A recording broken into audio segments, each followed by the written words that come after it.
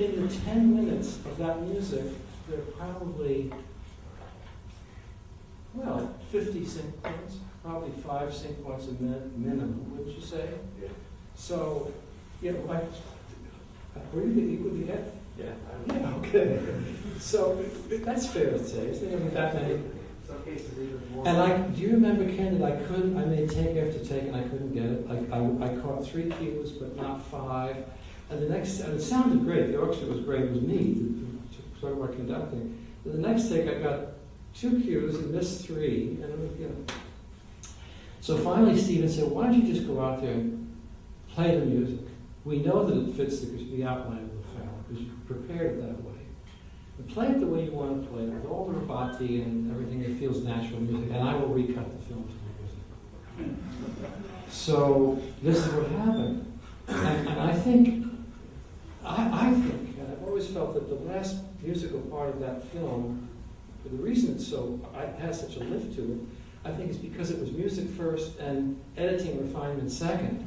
No, I must say that was very little the editing of what you did. Well, frames probably, Kenny, but by that time the orchestra It's moved. perfect. We've done this picture the first time. You stopped by at Malemo on your way to Boston. I remember this the first day of really probably dubbing it.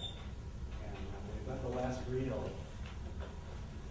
Stephen kind of let me have my way about levels with the music mixer and all that. That's lovely. And it was a very special time. And when I got through, I covered up a couple lines of dialogue. We called Dogback. Mm-hmm. And I turned, Stephen was on the other side of the room, and I leaned back, and I had tears streaming down my face. I said, "That's the way I feel it." He says, "Go with it."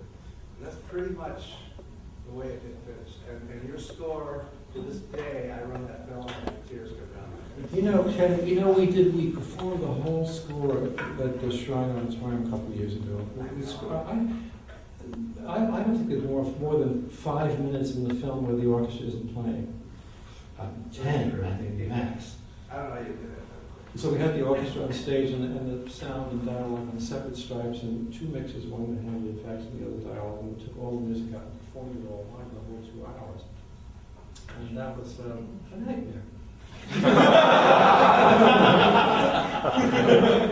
But the only other thing I would say, and it sounds self-congratulatory, and I really don't want that, but I'll say it anyway in response to your question about the temp track.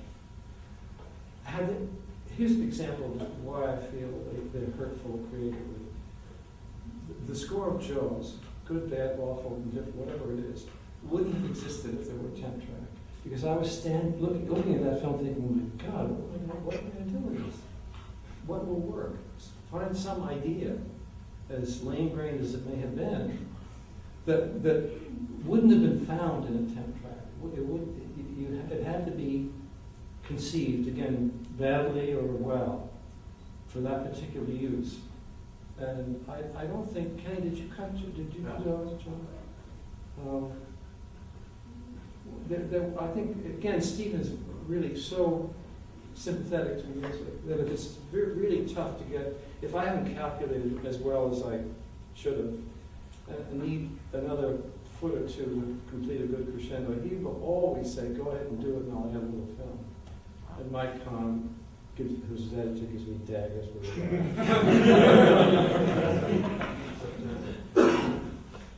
Questions? Yes.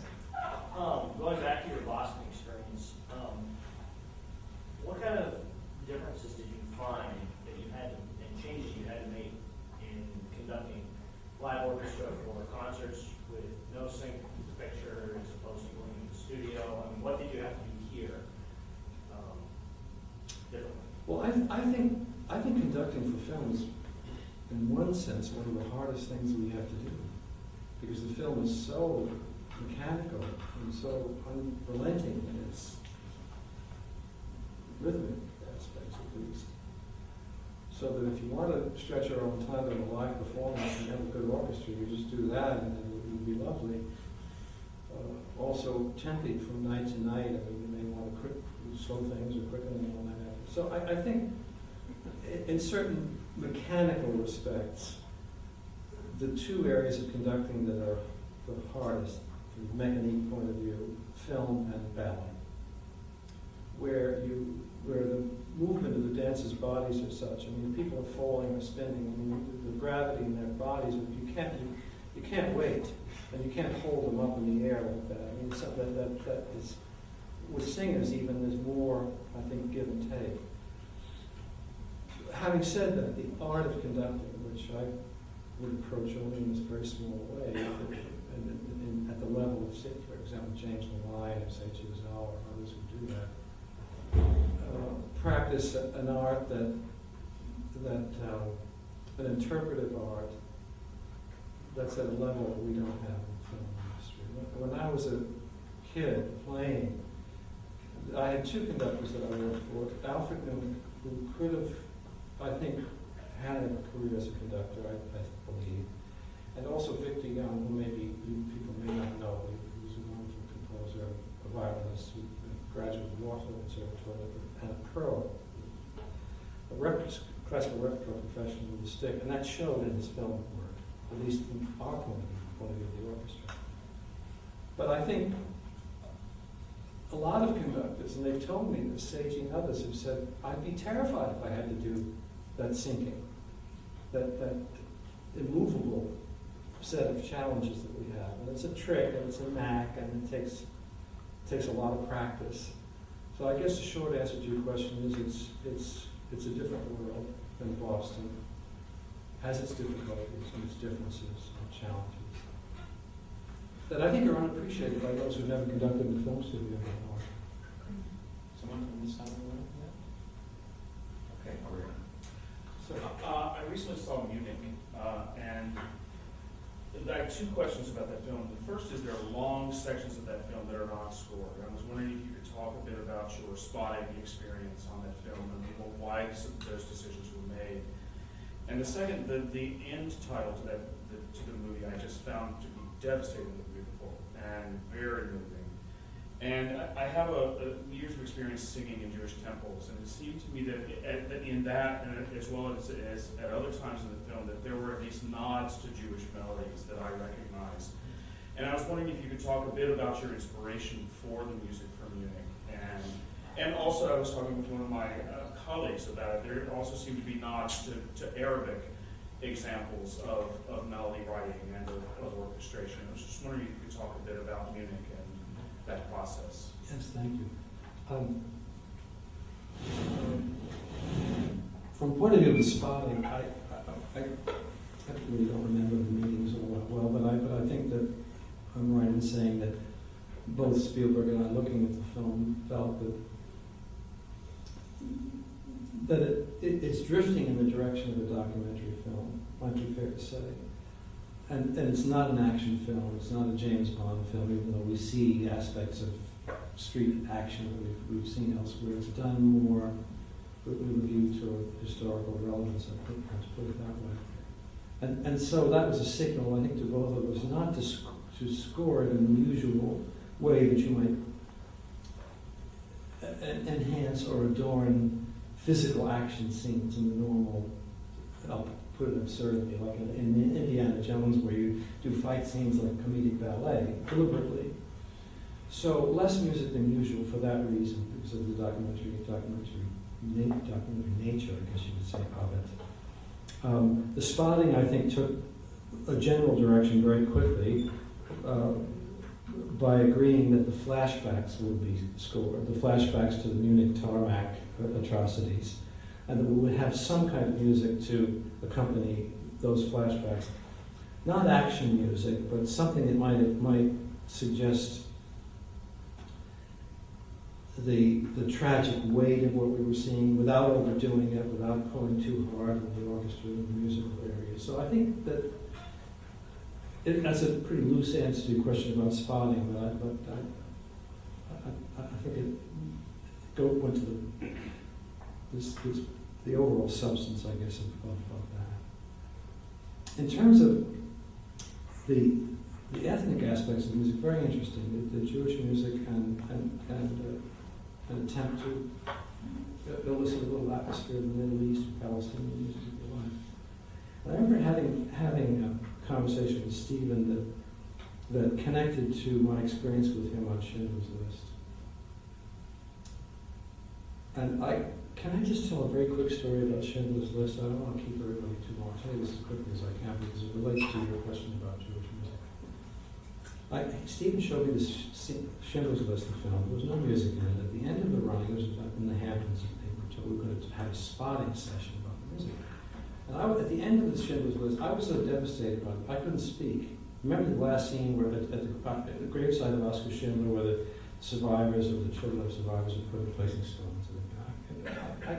I said to Stephen, excuse me, and left the room, walked around the parking lot, and came back in 5 minutes later, having caught my breath, to begin discussions about spotting the music.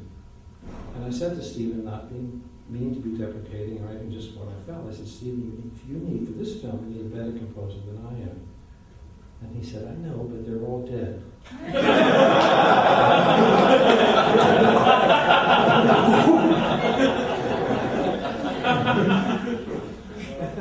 So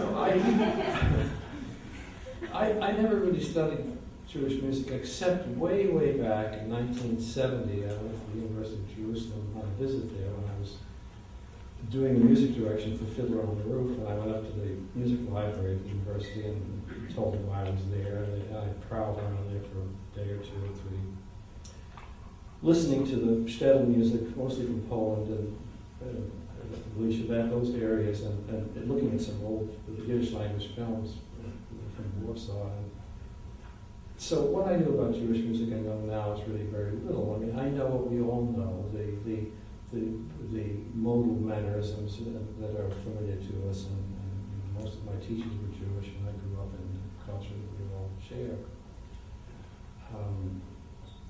But I cannot pretend to be an erudite on this subject. I wasn't when I worked on Fiddler, and certainly not on Schindler's. But the point that I'm finally getting at is, in our discussions about Munich, I just said to Stephen Lovely, premeditating this, I said, you know, that the music for Schindler's List, which we think of as being Jewish music, isn't that the Jewish European experience? Isn't that what we know from Russia, from Poland, from Romania and Hungary and so on? This film references Israel, the Middle East, Palestinian music, about which I know even less, and that the score would benefit from the colorations of and atmospherics of both of these things. So really, without doing any more research than memory research of what we all know of the Jewish tradition, and meeting a half a dozen or so players of Palestinian or Persian, a couple of players that play the oud, which is a lute-like instrument that you see in biblical reproductions and so on, and a flute instrument, which is the duduk, I understand that it's called, which we also use, which is, I think both instruments are used in I think it may be right to say Israeli music or Hebraic music, perhaps that's correct to say. So I have to say again, I'm not an expert in this. But these players were good, and I wrote for them, and they were able to read and put them into the orchestra. And I tried to, in some of the unisono passages that you will hear in violins, that will have I try to give it a sense of not what I felt was not the European Jewish culture that I would have perhaps done in the case of Schindler, but something more to suggest Israel. The simple solution of joining the violins with a clarinet or two and a cymbal one, which is a Hungarian instrument, and the duduk, very possibly in some cases, all playing in unison, which would have broadened the semitones to the point that it would give it a kind of atmospheric, ethnic coloration, if you like. And that's about as far as I took it from the point of view of research and orchestration, and prepared it that way. My hope was and is that the coloration was the right amount and to the right degree, and hit the right sensibility for people, a sensibility which would vary broadly from country to country around the world. And I hope it's right.